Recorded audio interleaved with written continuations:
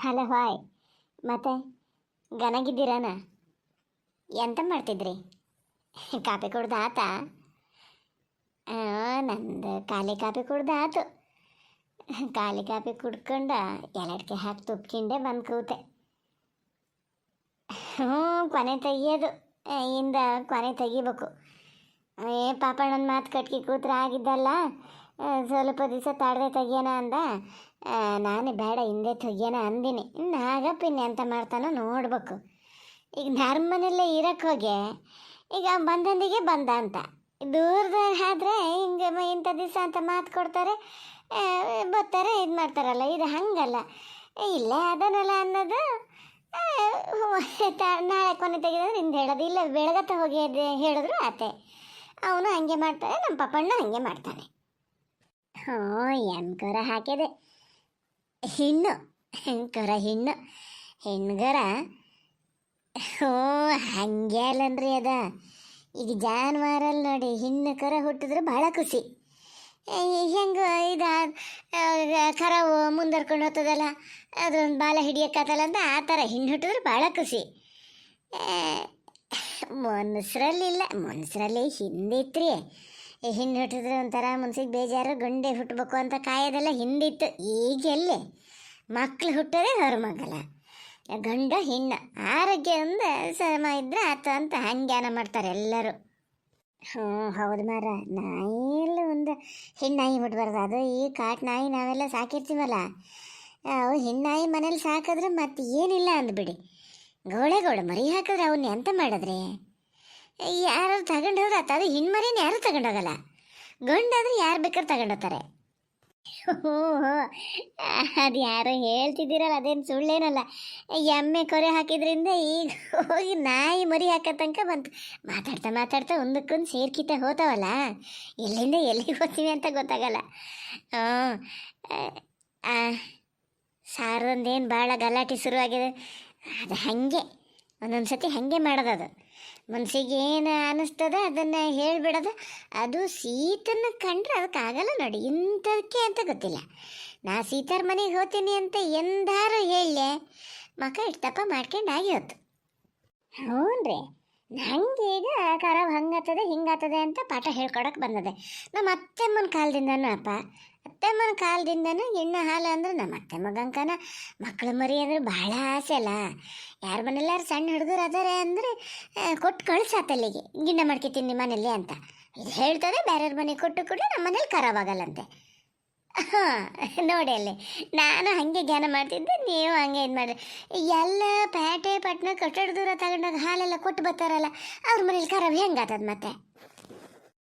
ಅದು ಈಗ ಸಾರದಕ್ಕೆ ಗೊತ್ತಿಲ್ಲ ಅಂತ ಮಾಡಿರ. ಸಾರದಕ್ಕೂ ಗೊತ್ತು, ಅದು ಮಾತಾಡ್ತಿದ್ದು ತಪ್ಪು ಅಂತಲೂ ಅದಕ್ಕೆ ಗೊತ್ತು. ಆದ್ರೆ ಯಾಕೆ ಸಿಕ್ಕಿದೊಂದು ಅವಕಾಶ ಬಳಸ್ಕಿ ಬಿಡೋಣ. ಈಗ ನನ್ನ ವಿರುದ್ಧ ಆಗಲಿ ಸೀತನ ವಿರುದ್ಧ ಆಗಲಿ ಮಾತಾಡೋಕ್ಕೆ ಸಿಗ್ತದ? ಹಾಗಾಗಿ ಅದರ ಮನಸ್ಸಲ್ಲಿ ಏನದೆ ಅಂತಲೇ ಗೊತ್ತಾಗಲ್ಲ ನನಗೆ. ಹಾಂ, ಅದೇ ಬೇರೆ ಯಾರ್ದಾರ ಮನೆಗಾಗಿದ್ರೆ ಅದೇನು ಹೇಳ್ತಿರ್ಲ, ಬೇಡ ಕೊಡೋದು ಅಂತಿರ್ಲ. ಸೀತರ ಮನೆಗಲ್ಲ, ಹಂಗಾಗಿ ಬೇಡ. ಹೋಗಲಿ ಬಿಡಿ, ಎಂತ ಮಾಡೋಕ್ಕತ್ತದೆ. ಕೆಲವರೆಲ್ಲ ಹೇಳ್ತಾರಲ್ಲ, ಅಲ್ಲಿ ಇಲ್ಲಿ ಕೊಟ್ಟು ಕೂಡಲೇ ಖರಾಬಾಗಲ್ಲ ಅಂತ. ಅದು ಸುಮ್ಮನೆಯ ಯಾರು ಮನಸ್ಸು ತೃಪ್ತಿ ತಿನ್ನಬೇಕು. ಈಗ ಹೆಂಗೆ ಮುರಿಗೆ ಹಾಕ್ತೀವ, ಪಟಾಕಿ ಹುಡ್ಗಂಕನ ಭಾಳ ಆಸೆ ಗಿಣ್ಣ ಅಂದರೆ. ಹಾಗಾಗಿ ಅಲ್ಲಿ ಹ್ಞೂ ರೀ, ಸಾರ್ದು ಹೇಳ್ತು ಅಂತ ನಾನೇನು ಬಿಟ್ಕೊ ಕುತ್ಕೊಳಲ್ಲ. ಪಾಪಣ್ಣ ನಿನ್ನೆ ಮನೆಗೆ ಬರೋದೇ ಭಾಳ ತಡ ಆತ, ಹಾಗಾಗಿ ಫ್ರಿಜ್ಜಲ್ಲಿಟ್ಟಿದ್ದೆ. ಇಂದ ಹೊತ್ತರ ಮುಂಚೆ ಕರೆದಿದ್ನ ಒಂದು ಬಾಟ್ಲಿ ಮಾಡಿ ತಗೊಂಡೋಗಿ ಕೊಟ್ಟು ಬರ್ತೀನಿ. ಮಾಡ್ತದೆ. ಮತ್ತು ನಮ್ಮ ಸೀತನ ಒಂದು ಅಭ್ಯಾಸ, ಇನ್ನು ತಿನ್ನೋಕ್ಕೆ ಉಣ್ಣೋಕ್ಕೆ ಅಂತೇಳಿ ಅದು ಬೇರೆಯವ್ರ ಮನೆಗೆ ಮಕ್ಳನ್ನ ಕಳಿಸಲ್ಲ. ಈಗ ಅದು ಒಂದು ಪಕ್ಷ ಕಳಿಸಿದ್ರೆ ಪಟಾಕಿ ಹಿಡಿದು ಬರಲ್ಲ. ಅದೇ ಒಂಥರ ಮುನ್ಸಿಗೆ ತಗೋಬಿಟ್ಟಾನ, ಬೇರೆಯವ್ರ ಮನೆ ಬಾಗಿಲಿಗೆ ಹಿಂಗೆ ತಿನ್ನಕೊಂಡೋಕೆ ಹೋಗಬಾರ್ದು ಅಂತ. ಅವ ಅದನ್ನು ಬಿಡೋದೇ ಇಲ್ಲ.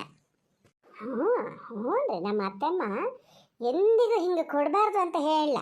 ಹಾಗಾಗಿ ಅವ್ರು ಹೇಳ್ಕೊಟ್ಟಿದ್ದನ್ನೇ ನಾನು ಎಂದಿಗೂ ಮಾಡ್ಕೊ ಬಂದಿದ್ದಪ್ಪ. ಸುಮ್ಮನೆ ಬಾಯದೆ ಅಂತ ಹೇಳಿದ್ರು ಸೈಯಲ್ಲ. ಒಂದು ಹೇಳ್ತಿದ್ರು, ಈಗ ಹಾಲು ಯಾರ ಮನೆಗಾರು ಕೊಡ್ತೀವಲ್ಲ, ಈಗ ನಮ್ಮ ಮನೇಲೆಲ್ಲ ಆವಾಗ ದುಡ್ಡಿಗೆ ಕೊಡೋ ಒಂದು ಪದ್ಧತಿ ಇರಲ್ಲ.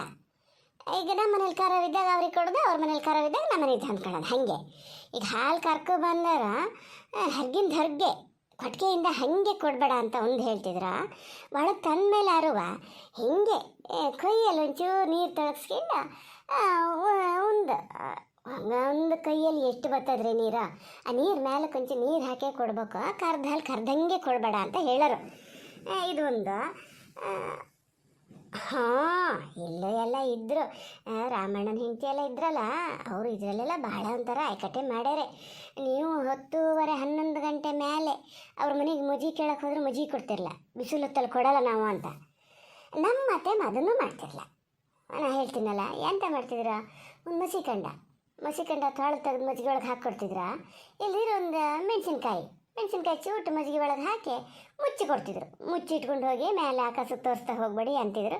ಆಕಾಶಕ್ಕೆ ಯಾವಾಗಲೂ ತೋರ್ಸೋದು ಬೇಡ ಅಂತಿದ್ರು. ಈಗ ಹಾಲು ಕರ್ಕೊಂಡು ಕೊಟ್ಟಿಗೆಯಿಂದ ತಂಗಿ ತಗೊಂಬತ್ತೀವಲ್ಲ, ಹಾಲು ತಂಗಿಯ ಹಿಂಗೆ ಈಗ ಹುಡುಗರಿಗೆ ಗೊತ್ತಾಗಲ್ಲ, ಅಂಗೈ ಮೇಲೆ ಇಟ್ಕೊಂಡು ಮೇಲೆ ಆಕಾಶಕ್ಕೆ ಹಾಲು ತೋರಿಸ್ತಾರೆ, ಅದು ಬೇಡ ಅಂತಿದ್ರು.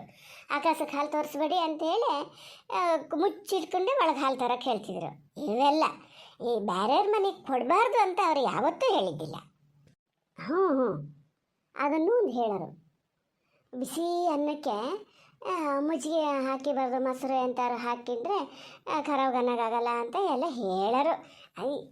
ಬೇರೆ ಅಂತಾರು ಒಂದು ವಿಜ್ಞಾನದಲ್ಲಿ ಬೇರೆ ಇದ್ದಿದ್ರೆ ಇರಬೇಡ್ರಿ, ಬಿಸಿ ಅನ್ನಕ್ಕೆ ಮುಜ್ಜಿಗೆ ಮೊಸರು ಹಾಕಿ ನೋಡ್ರಿ ಏನಾರು ಆಗ್ತದೆ ಅಂತ.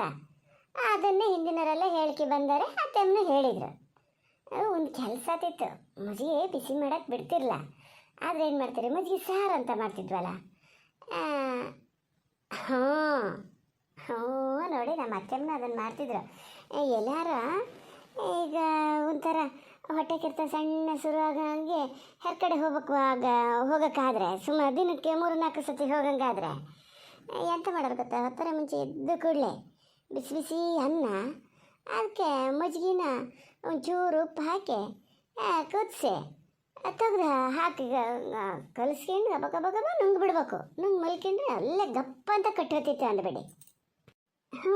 ಅದಯ್ಯ, ನಮ್ಮನೇಲಿ ಒಂದಿನಿಂದ ಹಿಂದಿನ ತನಕನೂ ಕರಾವೇಗೊಂದು ಕೊರ್ತಿಲ್ಲಪ್ಪ. ಸುಮ್ಮನೆ ಬಾಯದೆ ಅಂತ ಹೇಳಿದ್ರು ಸಹಿಯಲ್ಲ. ಅಲ್ಲ, ಹಾಗೆ ಹುಲ್ಲು ಪಲ್ಲು ಹೊತ್ಕೊ ಬಂದು ಹಾಕ್ತಾರೆ. ನಮ್ಮನೆ ಗೌಡ್ರು ಹುಲ್ಲು ಹೊತ್ಕೊ ಬರೋದು ಅವರೇ. ಅಲೈಸಿದ್ರನ, ನೀವು ಅಲೈಸಿದ್ರ ಹಾಲೊಂದು ಕರ್ಕೊಬಂದು ಕೂಡಲೇ ಅದ್ರದ್ದು ಅಂತ ಆಗಿ ಹೊತ್ತದ ಉಳಿದ ಕೆಲಸ ಇಲ್ಲ. ಯಾರು ಹಾಲು ದನ ಏನು ಸುಮ್ಮನೆ ಕೊಡ್ತಾವನ್ರಿ, ಅವು ಕಟ್ಟಿ ಕೊಡೋದು ಬೇಡ, ಬೇರೆ ರಕ್ಕಲಿ ಎಲ್ಲ ಮಾಡೋದು ಬೇಡ.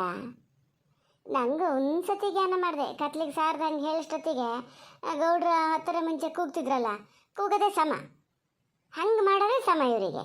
ನಾವು ಸ್ವಲ್ಪ ಸೋದ್ರ ಬಿಟ್ಬಿಟ್ರೆ ಸಾಕು, ನಮ್ಮ ತಲೆ ಮೇಲೆ ಹೊತ್ಕೊತ್ಕೋತಾರೆ. ಯಾರವ ನಮ್ಮನಿಗೂ ಕೊಟ್ಟು ಕಳಿಸ್ತೀರನೋ ಹಾಲು, ನನಗೂ ಗಿಣ್ಣ ಅಂದ್ರೆ ಆಸೆ ಅಂತಿದ್ದೀಯ. ಯಾರ ಮಗನೇ, ನನಗೆ ಹೆಸರು ದಾಸೆ ಒಂದು ಗೊತ್ತಿಲ್ಲದೆ ನಾ ಹೆಂಗೆ ಕೊಟ್ಟು ಕಳ್ಸೋದು ಹೇಳ. ನೀನು ಕೆಲಸ ಮಾಡ, ನಮ್ಮನೆಗೆ ಬಾ, ಗಿಣ್ಣ ಮಾಡಿ ಇಡ್ತೀನಿ, ತಿನ್ಕೊಂಡು ಹೋಗೋದು. ಇಲ್ಲ ಸೀತಾರ ಮನೆಗೆ ಹೋದ್ರೆ ಆಗ್ತದೆ, ಅದಕ್ಕೆ ಕೊಡೋಕ್ಕೇನಲ್ಲ ಅನ್ನಲ್ಲ. ಅದು ಬಾ ಕೊಡ್ಬೇಕು. ಎಲ್ಲಿ 2 ದಿನಕ್ಕೆ 2ನೇ ದಿನಕ್ಕೆ ಒಂದು ಸ್ವಲ್ಪ ಗಟ್ಟಿ ಆಗ್ತದೆ, ಆಮೇಲೆ ಗಟ್ಟಿ ಆಗಲ್ಲ. ಅದಕ್ಕೆ ಅಂತಾರೆ ಒಂಚೂರು ಸೇರಿಸಿ ಇದು ಮಾಡಬೇಕು. 4-5 ದಿನ ಆದಮೇಲೆ ಬೆಲ್ಲ ಹಾಕ್ಕೊಂಡು ಕುಡಿಯೋದಷ್ಟೇ. ನಮ್ಮ ಅತ್ತೆಮ್ಮನೂ ಹಾಗೆ ಮಾಡೋದು, ನಮ್ಮ ಅಮ್ಮನೂ ಹಾಗೆ ಮಾಡ್ತಿತ್ತು. ಅಲ್ಲಿ ಬೆಲ್ಲ ಹಾಕಿ ಹಾಲು ಕಾಸಿ ಎಲ್ಲರಿಗೂ ಕೊಡ್ತಿತ್ತು. ಅದೇ ಮತ್ತೆ ಗಟ್ಟಿ ಗಿಣ್ಣ ಬೇಕು ಅಂದರೆ ನಾಳೆ ನಾಡ್ದಿನ ಒಳಗೆ ಬರಬೇಕು. ಬಂದರೆ ಕೊಡ್ತೀನಿ, ನಾನೇನಲ್ಲ ಅನ್ನಲ್ಲ. ಗೊತ್ತಾತಪ್ಪ, ಹೊತ್ತಾತು. ಇಷ್ಟೊತ್ತು ಸುಮ್ಮನಿದ್ದಿದೆ ದೊಡ್ಡದು. ಸಾಕು, ಇಂದಿಗಿಟ್ಟು ಸಾಕು, ನಾಳೆ ಸಿಕ್ಕನಾತ.